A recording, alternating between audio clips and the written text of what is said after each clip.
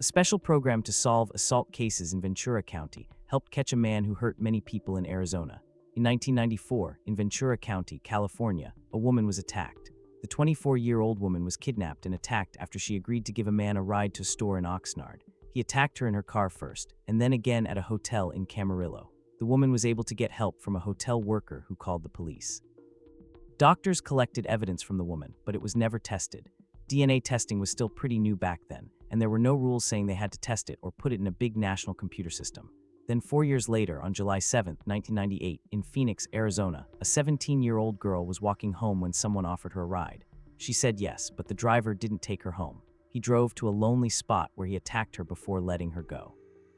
The next year, on January 30, 1999, another attack happened in Glendale, Arizona.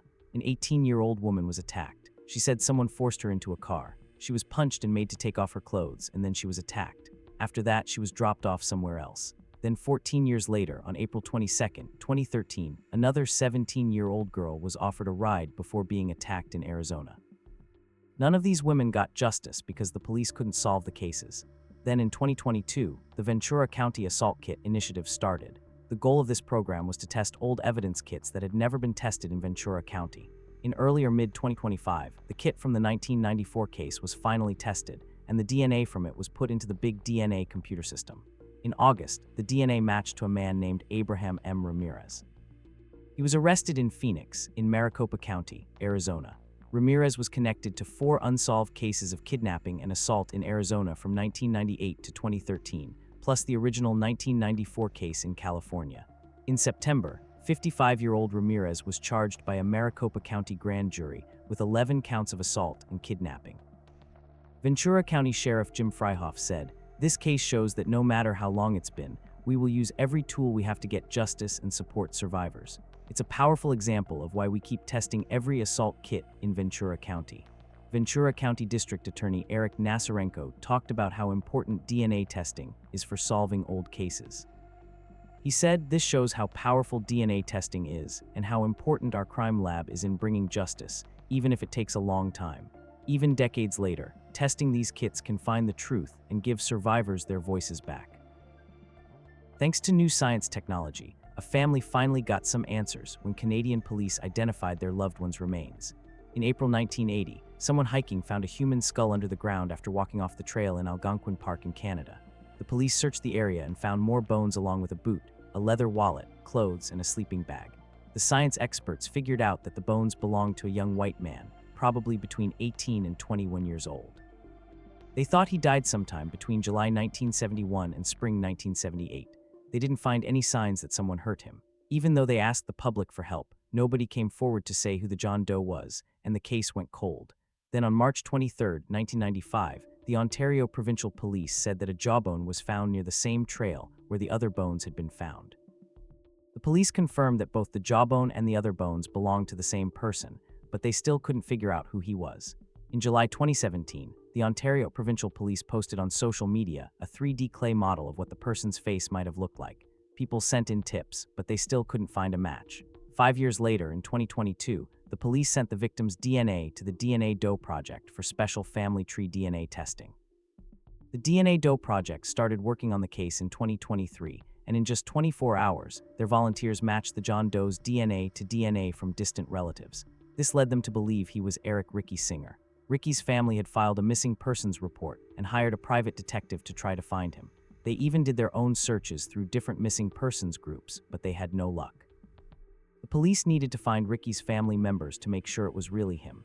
They were able to find his sisters Ruth and Mary in the United States, who then gave their DNA samples. Ruth said, "On September 19, 2023, I got a call from someone I didn't know. I felt strongly that I should answer the call. The caller said he was a detective from the Ontario Provincial Police. He said he had some hard news for me and asked if I had time to listen. Right away, I started crying, and I knew that they had found him." Mary said the next step was to give our DNA samples, and after that, the police could share more information with us from their files that they'd been keeping for the past 50 years. This turned out to be way more complicated than just matching DNA. It took almost 2 years. Lots of emails, texts, and phone calls with our detective and different members of the science team. Finally, on February 14, 2025, the Algonquin Park John Doe was officially confirmed to be Eric Ricky Singer. Over the summer, Ruth and Mary went to Canada to follow their brother's last steps with some of the police officers who worked on his case. Ontario Provincial Police Detective Sergeant Philip Holmes, the main detective on the case, said, "Eric Singer's remains were found before I was even born. The fact that I'm helping his family understand what happened to him feels a little unreal. This was one of the most rewarding investigations of my career. Ricky's family is super grateful to finally know what happened to their loved one." Mary said that the last time she saw him was on October 3, 1973. Ricky had been looking at options in Canada after he dropped out of college in 1970 and got his draft card for the Vietnam War. He didn't get drafted, but he kept spending time in Canada over the next few years. Suddenly, he left on his bike with a backpack, and they never heard from him again. Ricky came back home to Cleveland to live with his parents in the summer of 1973 after spending time in other places, but then he disappeared that fall. The family filed a missing persons report and hired a private detective, but they didn't get any answers about where he was. His parents died before they knew what happened to their son. Ricky's sisters can finally lay him to rest now. A man's sudden disappearance left his loved ones searching hard for answers. For years, the police treated his case as a missing persons case, but 5 years later his case was changed to something else. 37-year-old Luther Harris was last seen on April 30, 2020, in the parking lot of his apartment building in the 1500 block of Alamo Drive in Vacaville, California. He didn't contact his family or friends after that. His mom, who lives in Dixon, reported him missing on May 10th after he didn't call her on Mother's Day. This was really weird for Luther because he always stayed in close contact with his loved ones. When he disappeared, Luther was described by the California Attorney General's office as a black man, 5 feet 8 inches tall, weighing around 150 pounds with black hair and brown eyes. He had lots of special tattoos, including full-sleeve tattoos on both arms, a Heaven's Gate tattoo on his back, Chinese writing on his neck, a prayer scripture on his ribcage, and 3 gremlins tattooed on his stomach. He also had a scar on his stomach. When people last saw him, he was wearing a black hat, red hooded sweatshirt, black jean vest, black pants, and black and red Nike shoes. He also wore black framed glasses, earrings, a watch, and a necklace. At first, the Dixon Police Department was working on the case, but Vacaville detectives took over in June 2021. Over the years, the detectives did a really big investigation. They talked to lots of people, got permission to search many places, and collected important clues. Even though they didn't get many leads sometimes, the detectives never stopped trying to find answers. In December 2024, new evidence showed that Luther might have been hurt by someone on purpose. The investigation kept going, and they found evidence that helped them arrest some people. In late August 2025, right before Labor Day weekend, Vacaville police posted a reminder on social media about missing person cases that were still open, including Luther's. They asked people to come forward if they knew anything. On September 5th, the police posted an update saying, "Based on what we learned during this investigation, the Vacaville Police Department has changed Luther Harris's disappearance to a murder case, and they again asked anyone with information to contact them." After more than 5 years of investigating, Vacaville Police Department detectives arrested 2 suspects connected to the disappearance and death of Luther, the father who was reported missing in May 2020. On September 18th, the police announced they arrested 41-year-old John Davis Lippy IV and 33-year-old Erica Renee Kelch, both from Woodland. They arrested Lippy at his house and took him to jail. Kelch was arrested because they think she helped cover it up. Lippy had to go to court in Solano County Superior Court on September 22nd in Department 25 at the Justice Center in Fairfield. Kelch paid $45,000 to get out of jail for now, and she has to go to court at 8:30 in the morning on November 6th, also in Department 25. The Vacaville Police Department said thank you to several other police groups that helped them, including the FBI Sacramento Field Office, the FBI Solano County Violent Crimes Task Force, and the California Department of Justice Special Operations Unit. The police said in a statement, "While these arrests are a big step forward, this is still an active investigation. Because this investigation is sensitive, we won't share more details right now." The police haven't said what specific evidence made them change it to a murder case or led to the arrests. When people asked questions online, the police said, "Right now, we can't share more details because the investigation is still going on." They added, "We're simply asking anyone with information that might be related, no matter how small it seems, to reach out and let us know so we can look into it." Mother has finally been identified as the victim of a 1971 Maryland cold case thanks to new DNA technology. In July 1971, a woman was found unconscious in a field behind a snowball stand along Maryland Route 99 in Woodstock after someone attacked her. She was taken to the hospital where doctors treated her injuries. Sadly, the woman never woke up and died 2 months later on September 7th. For 54 years, nobody knew who she was, and the investigation into her death went cold. In October 2024, cold case detectives found biological slides that had been kept cold for more than 50 years. Those slides were used to create a DNA profile of the victim. Thanks to improvements in DNA testing and the Howard County Police Department's cold case unit's hard work, the police identified her as Sadie Bell Murray. Sadie was born on September 7, 1924, in Pennsylvania. When she died, she was using the name Sarah Bell Sharkey. The detectives then used family tree technology to find her 2 children who were still alive, 79-year-old Charles Loy Shy of Cleveland and 81-year-old Mildred Marie Cantwell Sharkey of Springfield, Illinois. Sadie's children were put in orphanages when they were young after their mother passed away. They reunited in July 2025 when the cold case detectives told them the news. Police Chief Gregory Deere said, "The work done by our cold case unit to solve a mystery of more than 50 years and then bring siblings back together after 70 years apart is nothing short of amazing. Our department will use every tool we have to help close cases." In this case, a combination of advanced technology and hard work by police gave answers that had been missing from a family for decades. Howard County Executive Calvin Ball said, "Today marks the end of our efforts and our persistence in keeping people safe. Since I took office, we have made solving cold cases in Howard County a priority because justice delayed doesn't need to mean justice denied." He added, "Together with Chief Deere and our law enforcement leaders, we have taken strong steps to make sure that every unsolved case is treated with the urgency and care it deserves. Their work reminds us that justice has no expiration date." Charles Shy said, "It is actually great, and it is something that I thought would have never happened. I thought I would never connect again with my family. I tried for a while.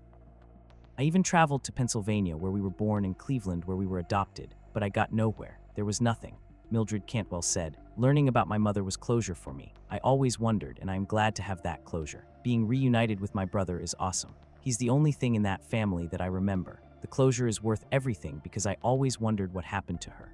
The investigation into Sarah's case is still open. The detectives think that she was last living in Pennsylvania, but they don't know why she was in Howard County or who she might have been with at the time. Sadie was a daughter, a mother, a member of the larger Howard County family, and today she is no longer forgotten. All open cold cases are listed on the HCPD website. A precious life was ended before he even had the chance to live.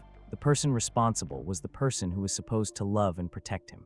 After 33 years, justice will finally be served. On December 21, 1992, the body of a baby boy was found at the Iowa City landfill. The Iowa City Police Department and the Iowa Division of Criminal Investigation started a big investigation into the death of baby John Doe. The circumstances around both the birth and death were unclear. Because DNA technology wasn't very good back then, the case came to a stop.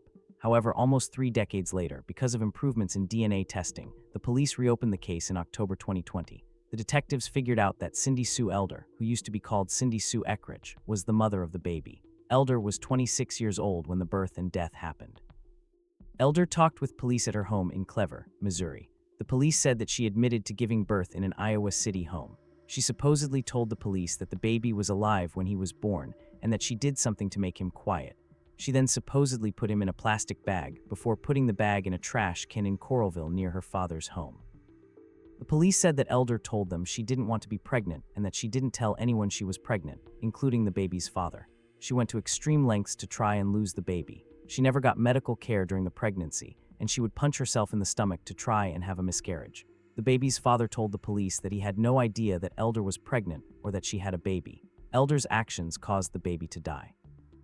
58-year-old Elder was arrested in early September 2025 in Christian County, Missouri, where she was kept until they sent her back to Iowa. She was charged with first-degree murder. She was put in the Johnson County Jail on September 24th. Iowa City Police Chief Dustin L. Arabiquao Arabic Noon said, "This case shows our commitment to crime victims, especially ones who are so vulnerable. I am grateful for the dedication, partnerships, and technology improvements that have made this arrest possible." Remains found under a concrete slab have been identified thanks to a tip and DNA testing. On August 26, 2021, a property owner in Dahlin Springs, Arizona, was breaking up a concrete slab in his yard when he found human remains underneath. Several police agencies came and started investigating. The Mojave County Sheriff's Office, working with the Department of Anthropology at the University of Arizona in Tucson, figured out the victim was a white or Hispanic man over the age of 40, between 5 feet 7 inches and 5 feet 9 inches tall. The man was believed to have been buried there for at least 10 years, and his cause of death was a gunshot wound to the head. His death was ruled a murder. Details of the case were put into the National Missing and Unidentified Persons System, but even after a big investigation, the man couldn't be identified, and he became known as Mojave County John Doe 2021. In 2022, the Mojave County Sheriff's Office sent forensic evidence to Othram to see if advanced DNA testing could help identify the man. Othram scientists successfully got DNA from the evidence and then used special DNA testing to build a complete DNA profile for the victim. Othram's in-house forensic genetic genealogy team used the profile to do a family tree search to find new investigation leads that were sent back to law enforcement. On July 29, 2025, during the investigation, sheriff's detectives got a tip from a woman who said she might have information about who the man was. She said a man named Chet Williams had been living with her parents until he suddenly disappeared in 1998 or 1999. When she asked her parents about Chet, they said that he had left suddenly, which the woman thought was odd because all of his personal stuff was left behind. She said that her parents lived on the same street where his remains were found, and she remembered her parents poured a concrete slab at that spot after he disappeared. Her parents were identified as B and Alvin Hamilton. B died in 2018 and Alvin died in 2006. The detectives were able to contact Chet's relatives on the East Coast who said he had gone to Arizona to live with a woman named B. Hamilton. A family DNA sample was gotten from a likely relative and given to Othram so it could be compared to the victim using special fast relationship testing. This investigation led the Mojave County Sheriff's Office to identify the 2021 victim as Chester G. Williams III, also known as Chet Williams, born in 1947. The detectives checked property records and found that the parents of the woman who gave the tip were B and Alvin Hamilton, owners of the property where the man was buried and found in 2021. They also learned that a man identified as Chet G. Williams had used that address as his home. No records of Chester could be found after 1999. The department shared in a written statement, the positive identification of this victim would not have been possible without the partnership between these agencies, and the Mojave County Sheriff's Office has found this to be highly successful. The Mojave County Sheriff's Office would like to extend our sincerest gratitude for their continued help in these difficult cases. Cold case has finally seen some progress after 4 decades. The case has gone from an unidentified person case to an unsolved murder case. On May 10, 1984, the skeletal remains of an unidentified person were found in a wooded area near the Chattahoochee River in southwest Cobb County, Georgia. A man walking near the edge of his property found the remains. Several police agencies came to investigate and search the area for more evidence. The remains appeared to be a partially clothed adult woman with brown hair. The Cobb County medical examiner figured out that the woman was between the ages of 18 and 25. She stood 5 feet to 5 feet 4 inches tall and weighed between 105 and 115 pounds. At some point in her life, the woman had surgery on the right side of her face to fix a broken cheekbone and a crushed eye socket bone. She also had metal pins in her left ankle. The medical examiner guessed that she had died at least 3 months before her remains were found. The woman was found with a fake auburn wig and several pieces of clothing, including a Western-style long-sleeve shirt with ruffles on the front and a light blue t-shirt with a Playboy bunny on the front. The police also found a pair of blue jeans and a single light-colored knee-high sock with blue and brown stripes and 2 size 8 boots that were light-colored Western style with a thick fuzzy lining. Her left boot had a metal plate inside. Also found was a men's brown Wrangler brand corduroy coat, a work shirt with an embroidered name patch that said George and the company name Doug Hyde Unlimited. In the shirt pocket, the police also found a pack of Camel Light cigarettes and a small manila envelope measuring 2 inches by 1 inch containing 2 hand-rolled cigarette butts. No jewelry or other belongings were found at the scene. Despite all the evidence and leads, the case eventually went cold. In 2011, almost 3 decades later, a traditional DNA profile was made for comparison to missing persons and entered into CODIS, but no matches were found. Officials also had a facial reconstruction expert create a 3D model of what the woman may have looked like when she was alive and shared it with the media. Despite an intensive years-long investigation, the woman could not be identified, and she became known as Cobb County Jane Doe 1984. Details of the case were entered into the National Missing and Unidentified Persons System in October 2012. A decade later, in 2022, the Cobb County Medical Examiner, the Cobb County Police Department, and the Georgia Criminal Justice Coordinating Council sent forensic evidence to Othram to see if advanced DNA testing could help identify the woman. TRUMPS scientists successfully got DNA from the evidence and then used special DNA testing to build a complete DNA profile for the woman. TRUMPS' in-house forensic genetic genealogy team used the profile to do a family tree search to find new investigation leads that were sent back to law enforcement. Using this new information, a follow-up investigation was done, leading the police to potential relatives of the woman. DNA samples were collected from a relative and compared to the DNA profile of the unidentified woman. In September 2025, this investigation led to the positive identification of the woman, who is now known to be Veronica Jane Miller, born on November 10, 1963. Veronica was 20 years old when she died, and the investigation into her death is still open. The police are asking anyone who may know something to come forward.